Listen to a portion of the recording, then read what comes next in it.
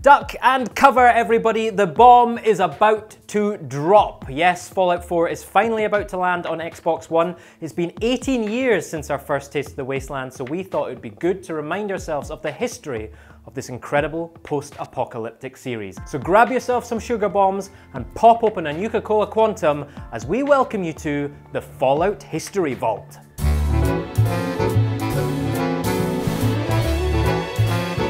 The first true Fallout game was released in 1997 for PC, introducing a vision of a world stuck in a 50s style rut, which is why Fallout looks and sounds like it does. Of course, all those big 50s style machines needed a lot of oil, leading to crippling resource shortages and world war. In 2077, the war begins, and 2 hours later it ends in nuclear annihilation. But the US government, now known as the Enclave, has established a series of 122 underground shelters called vaults.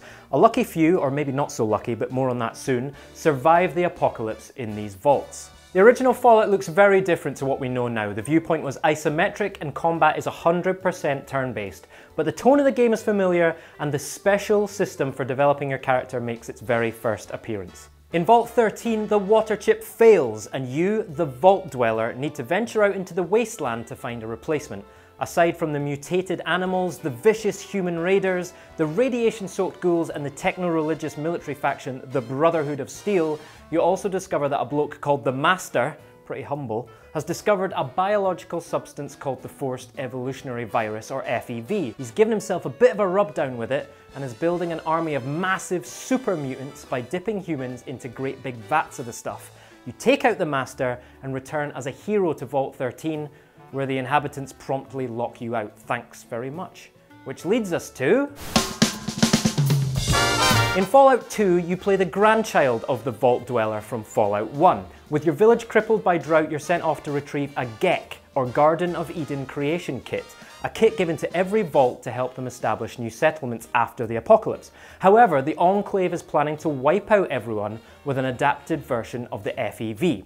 Now, the Enclave are the sneaky buggers behind the true purpose of the vaults. They're actually a series of social experiments on a grand scale, designed to test out theories that will help the Enclave re-establish itself as the dominant force and take complete control of the wasteland. Only a handful of the vaults are true shelters, others are pumped full of psychotropic drugs, some feature mismatched numbers of male and female inhabitants, some are stuffed with unsecured weapons, and all are ruled by a shady character called an Overseer. Vault 108 even ended up being wiped out by 54 clones, all of them called Gary.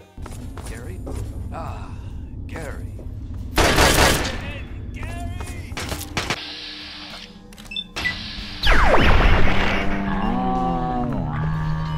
Fallout 2 released just a year after the first game in 1998 for PC. Now, the short turnaround means that the game looks pretty similar to the original, but perfected many of the game mechanics and added a sense of humour that remains with Fallout to this day.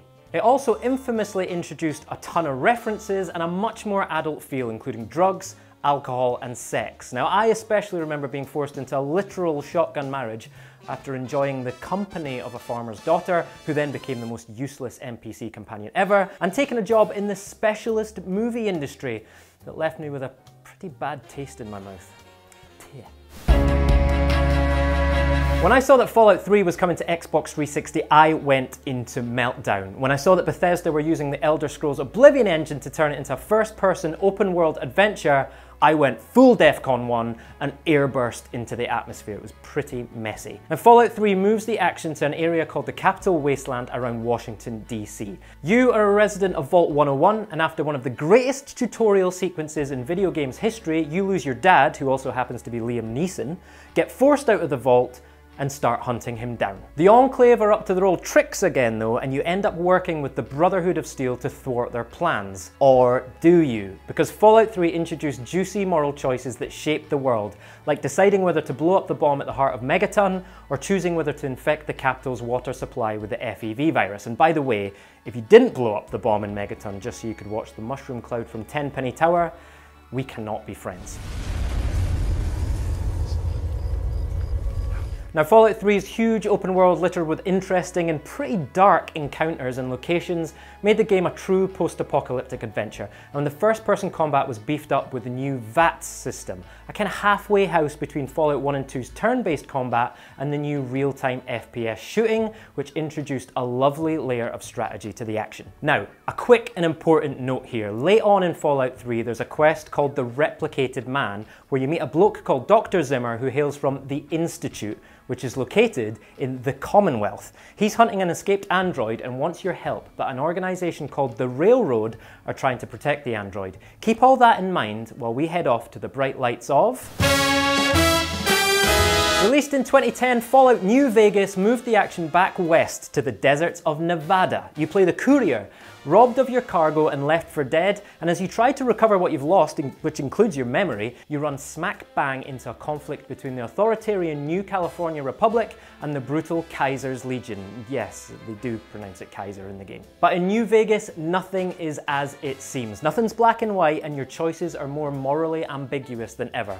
Viewed as a kind of spin-off rather than a direct sequel to Fallout 3, New Vegas did introduce some cool new features like weapon mods, crafting, companion commands, and the new hardcore mode, which made surviving in the wasteland as tough as it should be. Which all brings us to... Actually, before we get to Fallout 4, we could not do the history of Fallout without mentioning everyone's favourite canine companion. Named as a reference to the cult 1974 post-apocalyptic movie One Boy and His Dog, and based on Mad Max's dog from the Mad Max 2 The Road Warrior, Dogmeat makes his debut in the first Fallout and is a permanent fixture in every other Fallout game. He's pretty good at handling himself in a scrap, although he does tend to bite off more than he can chew, quite literally sometimes, like when he barrels into a horde of super mutants. Good boy. And he's featured heavily in the Fallout 4 trailers so far. Okay, here's what we know, and think back to that Replicated Man quest I told you about in Fallout 3. Fallout 4 is set around the Commonwealth, which is the area around Boston, Massachusetts. You're a survivor of Vault 111, and in fact, for the first time, we'll get to play a pre-war sequence just as the bombs drop. The Institute, which refers to the Massachusetts Institute of Technology, or MIT, features heavily, as will the androids that are being created there. And the Railroad, itself a reference to the Underground Railroad which helped slaves escape their bonds in 19th century America, will show up. The Brotherhood of Steel are on the scene as well, patrolling the skies in a tooled up airship, and they don't seem too happy with what the Institute is up to. Whatever happens next, I cannot wait for Fallout 4. Of course, we could have talked about Fallout's spiritual predecessor Wasteland and its sequel Wasteland 2, which is available on ID at Xbox right now, or the less well-received spin-offs Fallout Tactics and Fallout Brotherhood of Steel, or even the Fallout Shelter mobile game, but hopefully we've given you a solid refresher on the core Fallout history.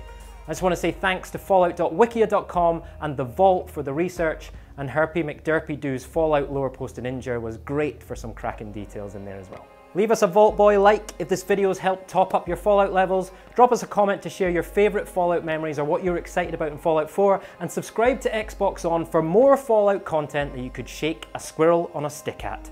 I'll see you in the Wasteland, Wanderer.